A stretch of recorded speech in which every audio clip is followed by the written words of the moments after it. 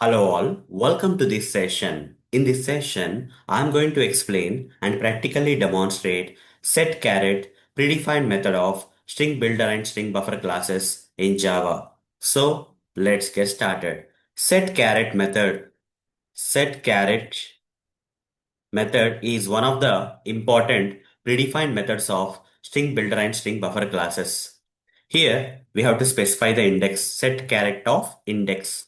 So what is the use of this particular method? Using this method, set the we can set the character or change the character at the given index of the string. Okay, at the given index of the string. For example, I have a string, say Java 8 is there. Okay, here we have the string created using the string builder and string builder or string buffer classes. I created a string using the string builder and string buffer classes. For example, say Java 8. Now here I want to change this 8 to 9. I want to change this character 8 to 9. Or I want to set 9 in place of this 8, whatever you call. Then I'll use the setCharAt method like this. setCharAt of, I have to provide the index case. I have to provide the index. What is the index? 0, 1, 2, 3, 4, 5. At the index 5, what I want to set? I want to set 9 here. Okay. Then what will happen? Here the output will come as Java 9. Okay. Here 8 will be changed to 9. So let me demonstrate this practically, guys. For that, I'll switch to this Eclipse IDE. Here I'm going to create a new class. I'll just name this class as, let's say, demo D or some random name. With main method I'll create. And inside this main method, I am going to first create the string using the, either you can use string builder class or you can use string buffer class. I'll be using string builder. Like this, I'll create an object for the string builder and I'll create the string known as Java 8 here.